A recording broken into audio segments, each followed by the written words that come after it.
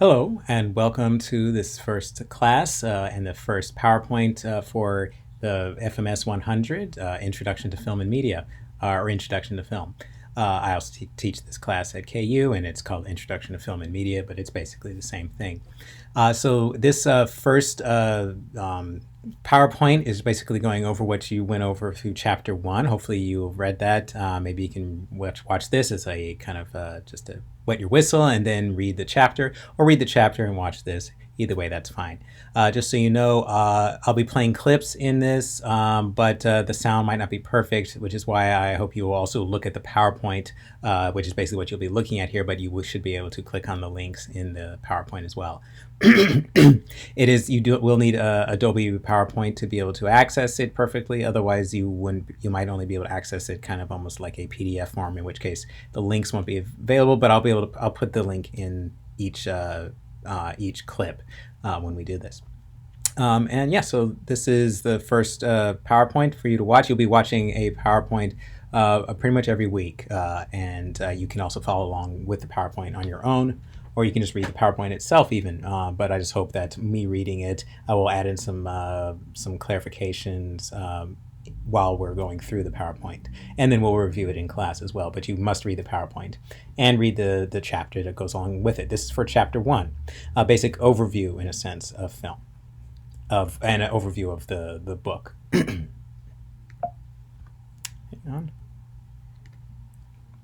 So some learning objectives for this chapter is to understand the defining characteristics that distinguish movies from other forms of art, understand how and why most of the formal mechanisms of movie remain invisible to the casual viewers. You know, when you're watching a film, you're not thinking about a lot of these formal mechanisms that go into filmmaking. And so why is that?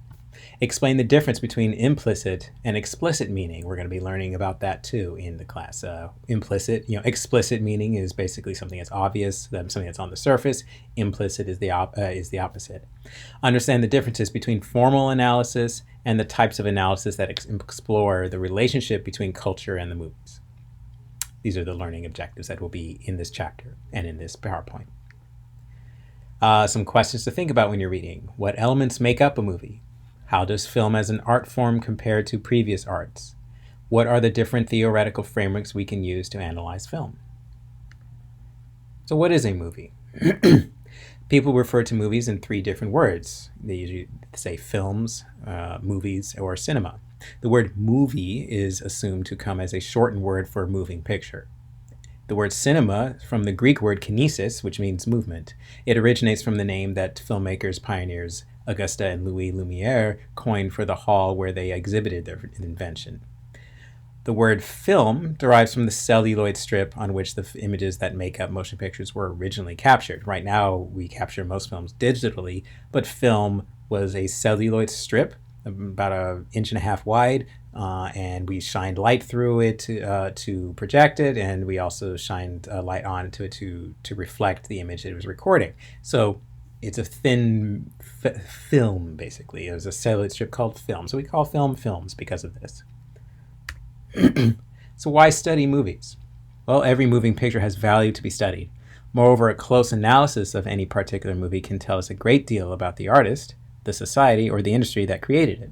Plus, movies, basically moving pictures, is something that we see every day now. Maybe when movies came out, it wasn't a norm, but now it is very much a norm. We live in a world with moving images, and it's a good thing to study. So what is a movie? Unlike photography and paintings, films are made from multiple individual shots, and each shot can have a composition with meaning, just like paintings. So say if this is a shot, this is a non-moving shot, it's a painting, and yet there's meaning in it. So if you think about it, what's going on in this painting? Maybe pause the video and try to figure out what's happening in this picture.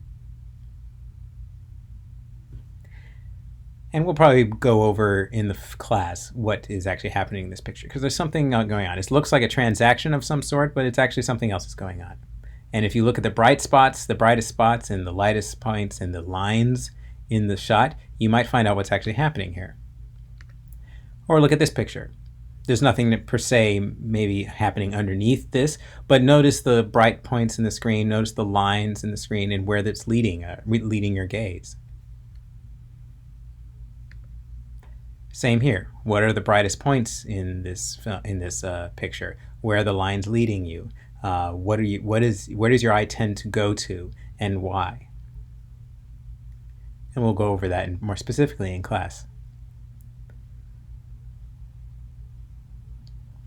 Sorry, actually, we'll go over it more specifically as we go along, especially when I say in class, I mean discussion, the discussion forum. I forget, this is either if this is online or if this is in person, we will either be doing it online, a discussion forum, or we'll be discussing it in class. So when I say in class, that'll be for the discussion forum if it's online, or it'll be in person, it'll be in class, in the discussion with everyone else. Shot. The book talks about this term called shot, which is, as its definition says, an unbroken span of action captured by an uninterrupted run of the camera until it is replaced by another shot by means of what's called a cut. Again, we're going through some of the basic terms. You've probably heard of some of these terms, but now you'll be able to see them in context. So again, what is a movie? Shots, unlike paintings, allow visual elements to rearrange themselves, as well as the viewer's the perspective of the viewer. A shot, because it's a moving picture, can rearrange the painting, you might say. Let's take a look at one clip from a film. This is from Citizen Kane. Again, you'll probably hear about Citizen Kane many times in film classes because it is considered a very well-made film. So let's take a look at this shot, this clip.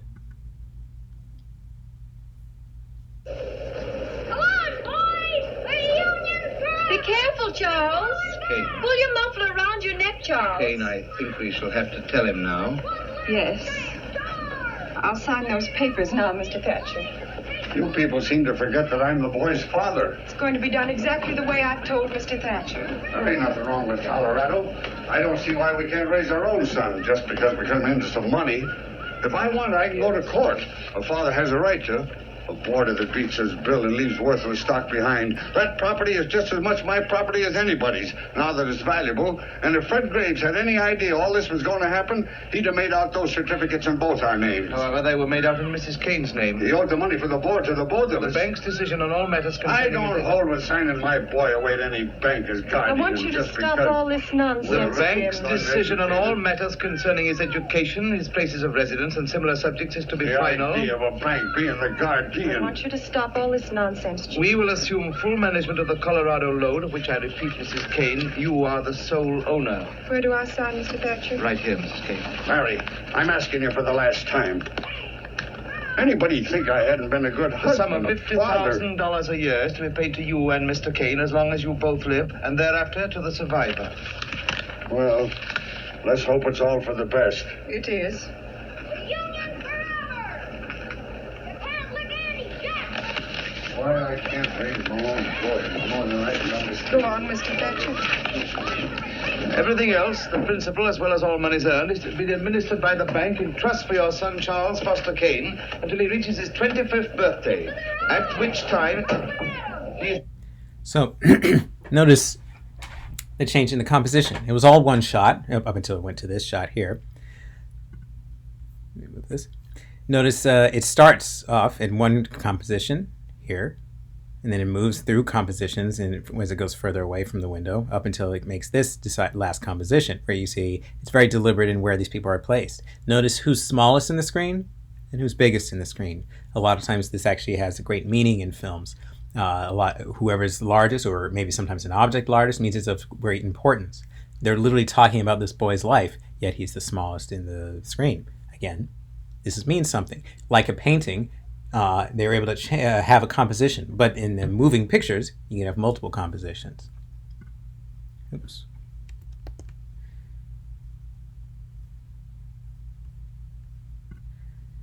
There's a similar composition, movement of different compositions in one shot in this clip from Minority Report. I like you, Chief. You've always been nice to me. I'll give you 2 minutes before I hit the alarm.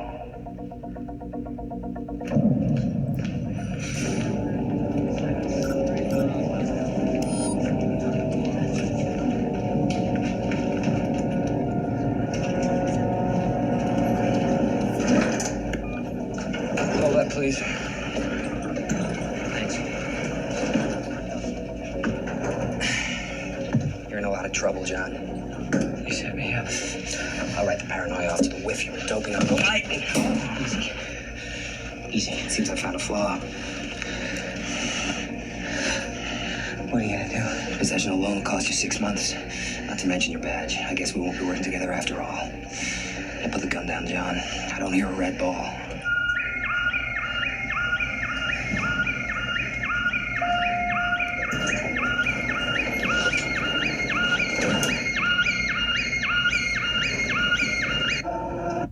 So again, composition was able to change things. For instance, especially in films, you'll notice there are color palettes that are used. In this particular film, red has a bit of a meaning in the film. And notice how the same shot, they're able to move from slightly bluish location and into a red location. It's literally still one shot, and yet they're able to change composition. Again, this is something that movies can do rather than paintings. There's also a shot here from Jaws, where they were able to take a composition and things move.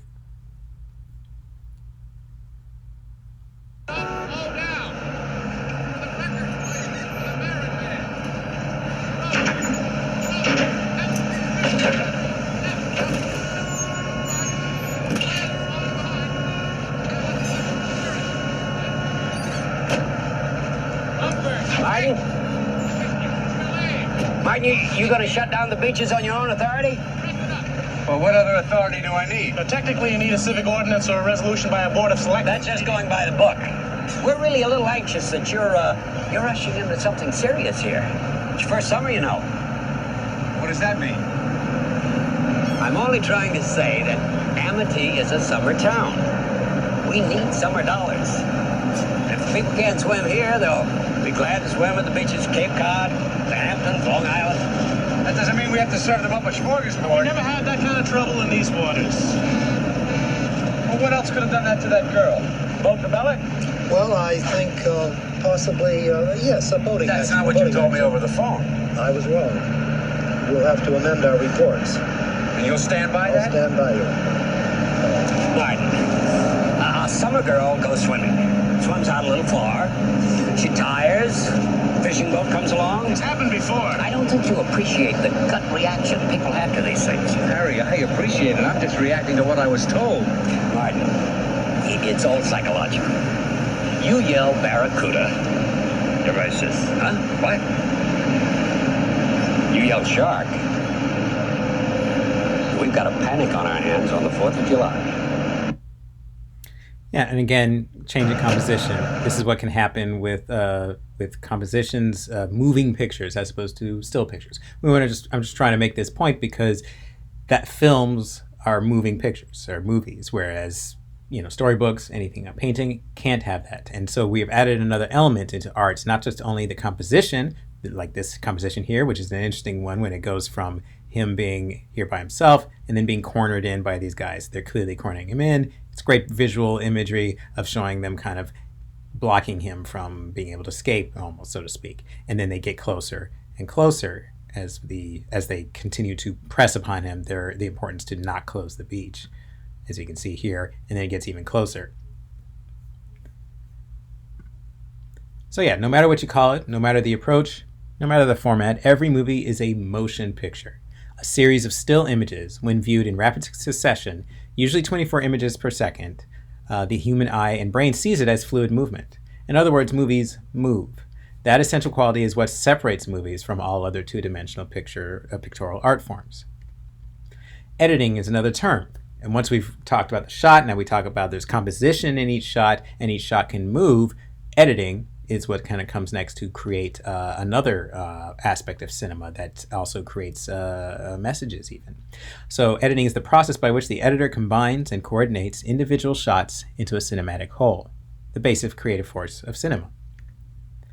And it's interesting how even in paintings you can almost see there's a sense of editing. This was a painter, Norman Rockwell, who was around during film, so you might say he was inspired by the aspect of, say, taking one shot, this first shot, and then making another shot. If you filmed a version of this, and then you cut from these people, it looks like a group of people heading to have fun at the beach, maybe, basically having a good fun summer's day, and then you cut to these people afterwards, you can see there's a quite difference. And even just cutting it together says something. There's in a sense, it is saying something by showing the before and then the after. What it might be saying, you might be the one to figure that out. We can discuss that in the forum or in class. And here's, though, how you can watch. Here's a clip I want to show you that shows you the editing, the ability that editing can do. This is a clip from Ben-Hur, which again it's an old film, but it's a great, it's a really adventurous film, and this is one of the best scenes ever. And what's really cool about the scene is that it was actually filmed. There's no special effects in this whatsoever.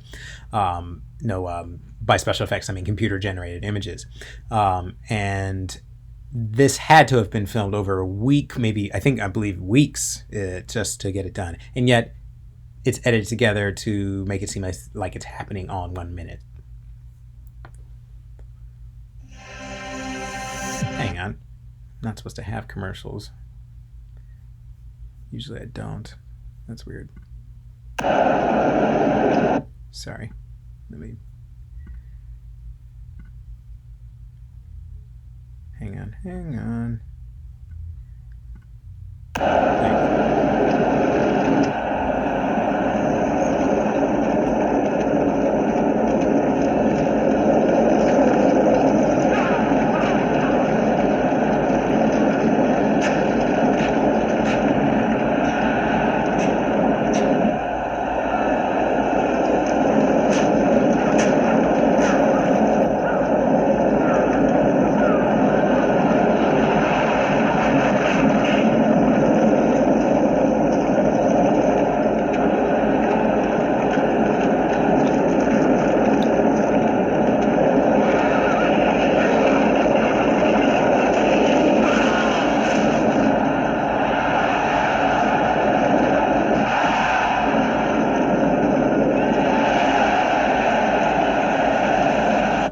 So yeah, like I said, it's a great scene. I hope you guys get a chance to watch it at some point. I know it's a long movie, and a lot of people don't want to watch long movies, but I tell you, it's a entertaining long movie. It's not like a boring long movie. No offense. I like Lawrence of Arabia, but that one definitely is. You have to try and have some patience with it.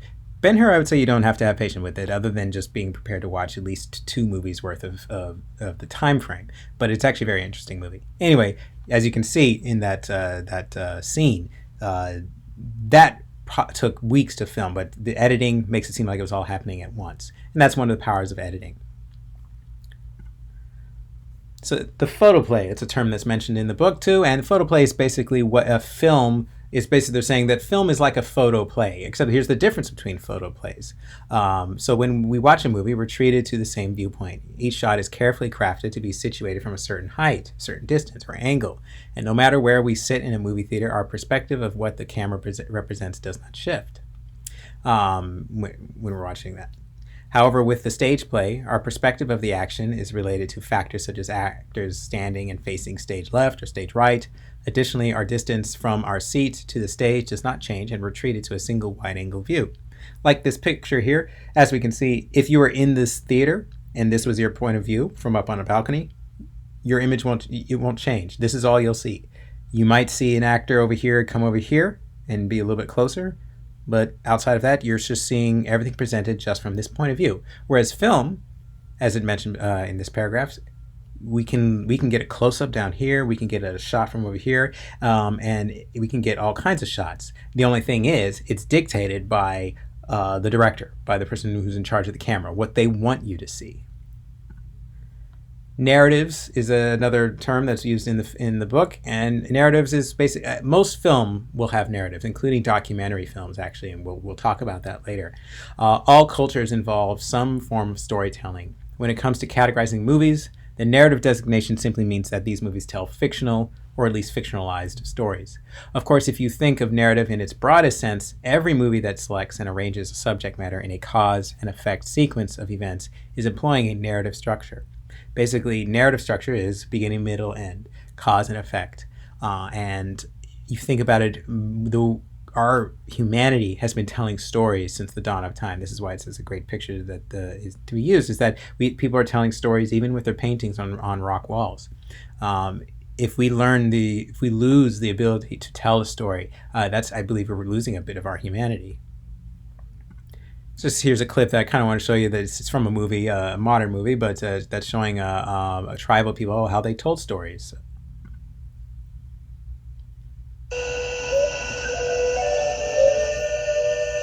Untuk winik, puluh percent tu kune. Hach yah upu sikal. Leka kuch ignare, ya bachba cheo. Leka alatie, tone ma usan ilik bay hach ol sila pusikalo. At kung tulak abashakate, kay aiteche. Lemago katialahe, tening ka malo chakipakat. Lechomo tuyala. Im aite simpakat. Le winiko katiale tenikat kanakten ya bachmu. Le balamo katiatie hinsikte. Yan amuknalta beiheshena. Katso katiatu katene. Inkat utsakishiwo. Lekano tunuka. En inhuesite. Utia kashi ke chachae. Leka tsoko tsaba ya ba cholo de maka leka bin. Tunkuru chuhe tu ya la tum. Beora lulum kabe tu yokel ya baal. Ya ba he betik tak okotone. Tene sahken. Le tu ne keho katu yala he beyekshan inek sahkim le to kashnuko ma tenele maka tingwila twitch le yung epa ma tunah ne le betik kuya ta upusikalo Yanubin ukat yetel uchaik balo. Leluma yanuk inu yaik tie.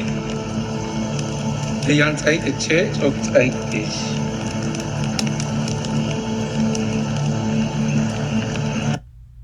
So I just thought I'd show you that clip because I think it's interesting to have just a visual for you to get into your mind that we've been telling stories since the beginning of time. Since the beginning of creation, that we can sit around a fire and tell a story. This is how people passed on their family history and passed down the stories of the Bible. This is how people told their life in a sense, and it was a story, and people could see how there's in a sense cause and effect, a beginning, middle, and end. And this is what goes into filmmaking. In a sense, filmmaking is, you might say, the Vulcan version of this, of storytelling. And when you lose the ability to tell stories, again, you lose in a sense a bit of your humanity. So another term that it talks about is director. We usually give the artistic credit of the movie to the director. Though different directors bring varying levels of foresight, pre-planning, and control to a project, every director must have a vision for the story and style to inform instructions to the collaborators. In short, the director must be a strong leader with a passion for filmmaking and a gift for collaboration. While the traditional hierarchy leaves the director to make decisions, collaboration still remains a key tenet of filmmaking. Here's actually a little bit of in a nutshell, the crew. It's actually many more people that are involved in a crew, but this is a basic idea. The director has, again, the vision. They're trying to realize the script, but they need to hand it off to some people like the director of photography, who's basically also known as the cinematographer. The production designer, they help figure out the set design and art design of the costumes and props. Assistant director is managing the set. Sound designer, of course, is involved with recording sound and designing the sound, how it's going to sound in the film. And the editor, of course, is going to be editing it all together. And then underneath, each people have a certain form of an underling or assistant. And this is just kind of what you'll see in a film crew. So how do movies communicate to us? Well, they communicate through visuals and through emotion. Visuals and emotion predominantly. Sometimes sound comes into play, but predominantly it's a visual medium, and it's mostly going to try and portray visuals through emotion. As it says here, cinema is a subtle, some might even say sneaky, medium, because most movies seek to engage viewers' emotions and transport them inside on screen.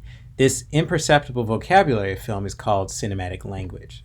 So we might say, when we're talking about what the film was talking about, but wasn't saying explicitly, was the cinematic language.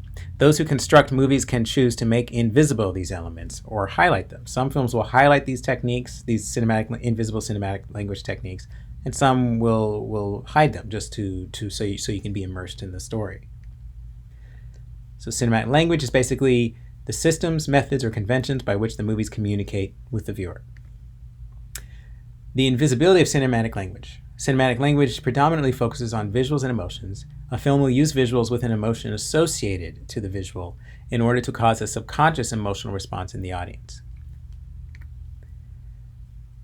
Recognizing a viewer's tendency, especially when sitting in a dark theater staring at a large screen, to identify subconsciously with the camera's viewpoint, early filmmaking pioneers created a film grammar, or cinematic language, that draws upon the way we automatically interpret visual information in our real lives, thus allowing audiences to absorb movie meaning intuitively and instantly. Basically, it's just a fancy way of saying when we watch a film, they use certain things, certain tools to suggest something that we already know in our mind. For instance, when you see a woman holding a baby, what do you think? Automatically think she's a mother. Well, again, this is a visual cue, you might say. It's a grammar based off of something we already see. So a lot of times you can use that and say that's a mother, and we don't need to see anything else we don't even need to hear. Now, sometimes films will subvert that thought. Maybe you see a woman holding a baby, you think it's the mother, and then maybe they're trying to do a twist on it, and you find out later she actually stole the baby. Again, this is part of storytelling as well. But most of the time, films are creating suggestion, and they're suggesting to you just enough so that you can do the job of understanding it. And that makes you understand it intuitively and instantly, and it also makes you interactive. This is why I think also that films don't need to show sex scenes because that's basically you're not suggesting anymore. It's just pornography. Films back in going back in the 30s and 50s actually weren't allowed to show sex scenes, and though filmmakers including Hitchcock wanted to, I think they did a lot better job of suggesting it. Here's a scene from Hitchcock from Psycho that very much suggests that these people had sex.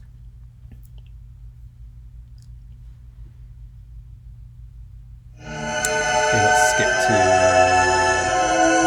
the scene.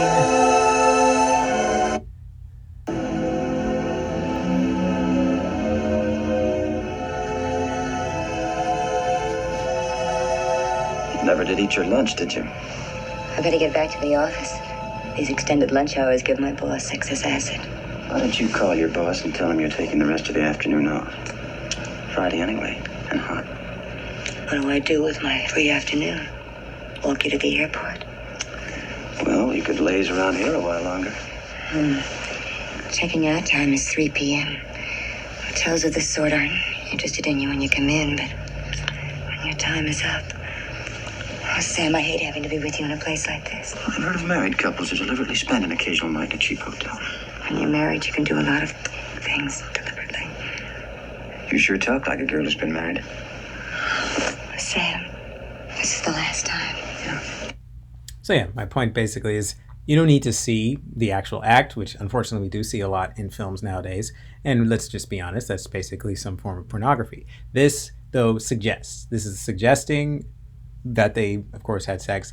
Not only that, we're actually learning little bits of information about her, and about the character before she goes on her little journey where she steals money. But to just take time away just to show people, doing it in person really is just pornography. But more to the point, again, it's the power of suggestion. Film uses the power of suggestion to suggest things. And frankly, in any good film, once they've suggested something and once the audience gets it, a good film moves on. So that because films are only about 2 hours long and we need to get people to understand what's going on in the minute. And that's just how storytelling is. Even when you think about the storytelling around the fire, the guy didn't stop to talk about, little details. He went from one detail to the next and one to the next so that we understand the story. And we felt like even while we're hearing it, we can start picturing the world and we're actually not missing anything, even though he doesn't go over every single detail. And again, films can do that with suggestion. So yeah, Films use certain invisibility techniques that make invisible cinematic language techniques that make sense to the viewer because it is how we experience our world. For instance, fade in and fade out. These are transitional devices in which a shot fades in from one shot to another shot. It'll give you a moment. Try to think of for a second how exactly that is represented in our life, or in a sense of how is fade in, fade out recreating something we experience in our life, and what is it recreating? I'll give you just a moment. You can maybe pause, try to think about it on your own.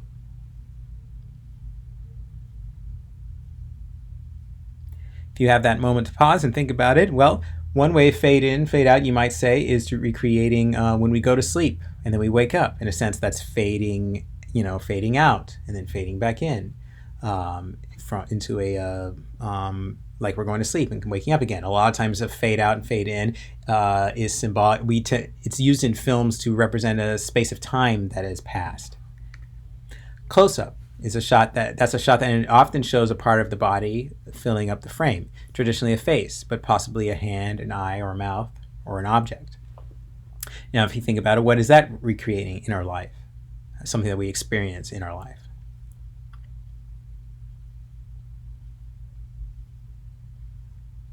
If you pause to think about it, you can maybe write it down. But if you think about it, close-up is when we interact with people, or we are looking at them intently, or we look at an object intently. We see a bug on the wall, and we're looking at what kind of bug is that. We're focusing intently on it, and we're not thinking of anything else outside of it. That definitely, you might say, is recreating a sense of close-up is recreating that sense of just focusing on just that thing. And close-ups tend to do that with films.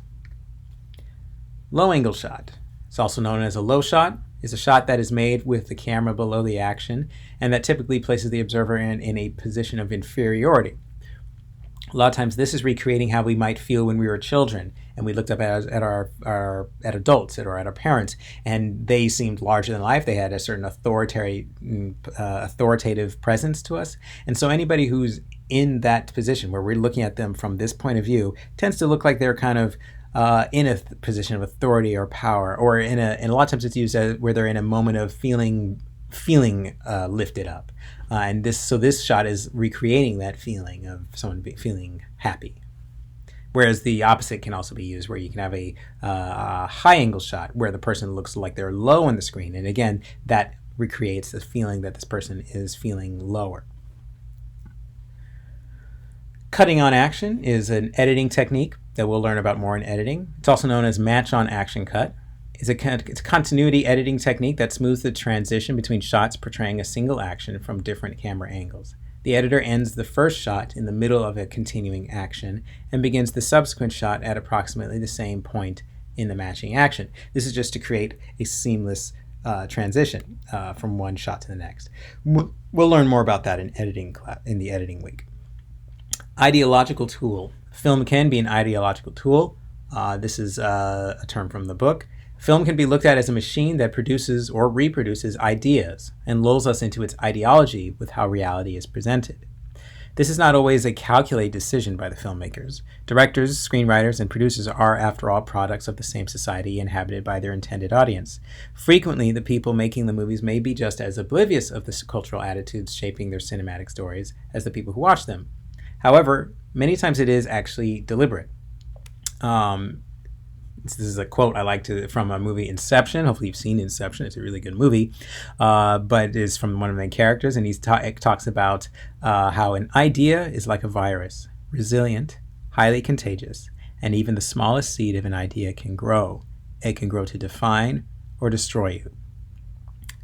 This is just an interesting quote because I believe the film, if you watch it again, it's a bit symbolic to making movies because the director himself likes making movies and likes thinking about how movies are made even when he's making movies. So the film Inception, you could say is almost like a allegory to filmmaking. And the thing is about films is they tend to give an idea.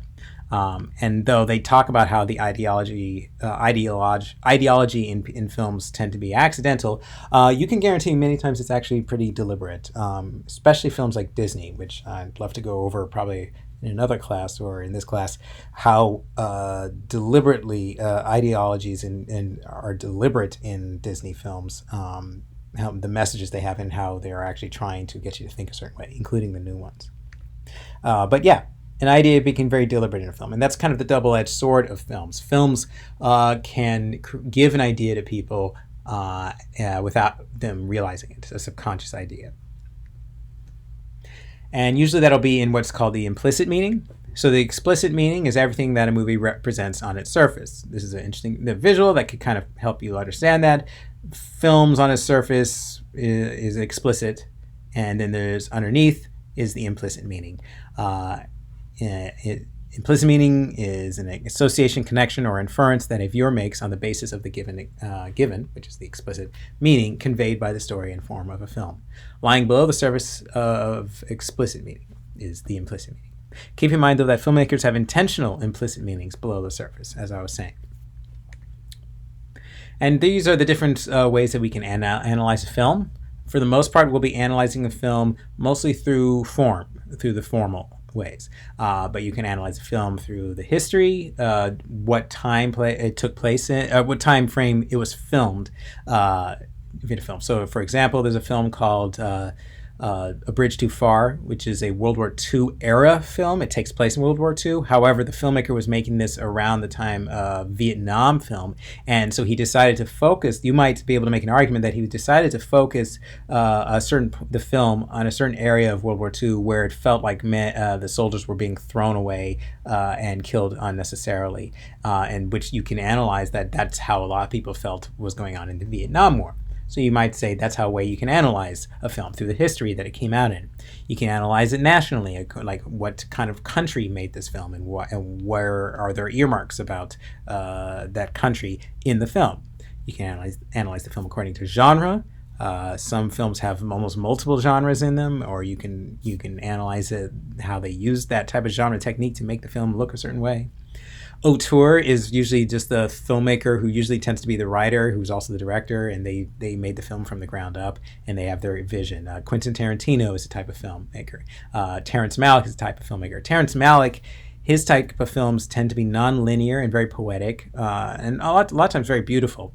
But if you went into a Terrence Malick film thinking it was going to be a Michael Bay film, you'd be sorely disappointed, because Terrence Malick is not. He has a story in his film, but it's definitely shown a little bit more like a painting. And again, that would be a good way to analyze his film, because if you weren't prepared for that, then you'll just say it's a bad film when you weren't prepared to maybe analyze it according to his way of making it. Again, ideology, you can look at the film and notice what messages are in it. However, I don't think you can do ideology unless you know how the form it was made in. Form is, we're analyzing the visual design, we're analyzing the sound design, we're analyzing the narrative, how it follows the narrative or how it differs from normal narratives. And we'll be looking at that throughout. That's mostly what we're going to be focusing on in this class, is to look at it formally and therefore objectively. And once you do that, you actually can now, once you figure out how it is being made formally, you can actually analyze everything else with that. Here's a way too that analyzing the ideological analysis. Now, for instance, I want to show you a clip. This is from Sherlock Holmes, The Game of Shadows, made by Guy Ritchie. And this film I thought was very interesting, and however, it would take understanding the history of this, that this film took place in, to understand the ideology. And let me just show you a clip, and then I'll tell you what the ideological meaning is behind this. Joining us in the studio. What? I'm not supposed to get commercials. I paid for no commercials, so why is it doing that?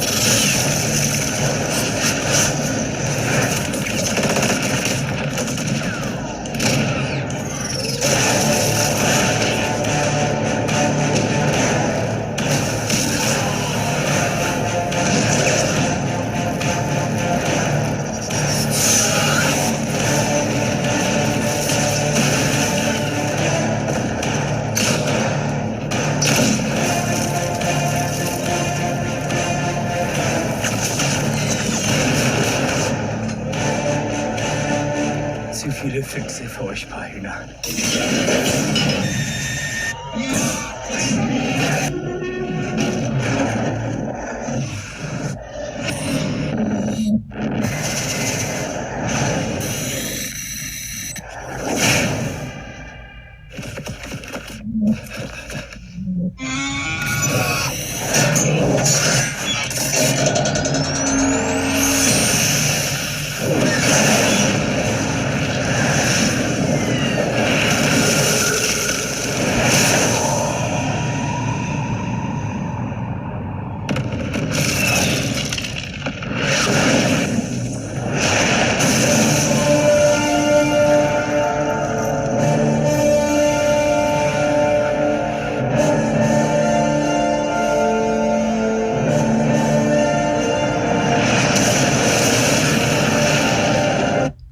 So I want to show that clip because, again, I love that scene. But I remember when I first saw the film, I felt like on the surface it was just this kind of meaty, action scene. It was pretty cool looking, but it also felt a little like the slow motion was kind of like almost exaggeration of the action. But when I watched it again, I realized that there was definitely a little bit of meaning behind it. If you know anything about World War I, this takes place before World War I, but you can see in the film there's a sense that they're making weaponry for World War I. If you know anything about World War I, there was such devastation with the use of the bullets and the explosions that it was just beyond what people knew about back then. It created such death and destruction. And there's definitely a theme in this film of trying to run away from this technology and finding that you can't outrun it. And they're literally, as you can see in the film, they're running from bullets. It almost seems like they're out to be able to outrun it. But then there's this big, this little Hansel, which is actually apparently this really big gun a big cannon that causes a large explosion that stops them. They're unable to outrun it. And so there's definitely a theme in the Guy Ritchie does like to kind of have meaty action scenes, and I found it interesting he was able to combine a meaty action scene with actually a scene that actually means something visually. So yeah, and that's something, again, you really need to do research if you're going to find the ideology in a film. You need to analyze the film form, you need to know history, and to be able to see the actual ideological tool in it. And hopefully, though, you as a viewer, even if you didn't know all that stuff, you got a very subconscious sense of it. That's the idea of having a visual narrative with a slight ideological analysis. So formal analysis, which we're going to be mostly focusing on in this class. Formal analysis is a method of film analysis that examines how a scene or sequence uses formal elements, narrative, mise-en-scène, cinematography, editing, sound, and so on, to convey the story, mood, and meaning. So form is the means by which a subject is expressed. The form for poetry is words. The form for drama is speech and action. The form for sculptures is clay. For movies, it's pictures and sound. So that's it for this particular presentation. Again, please, if you want to look at the clips in particular, you can use the PowerPoint itself. But thank you for watching.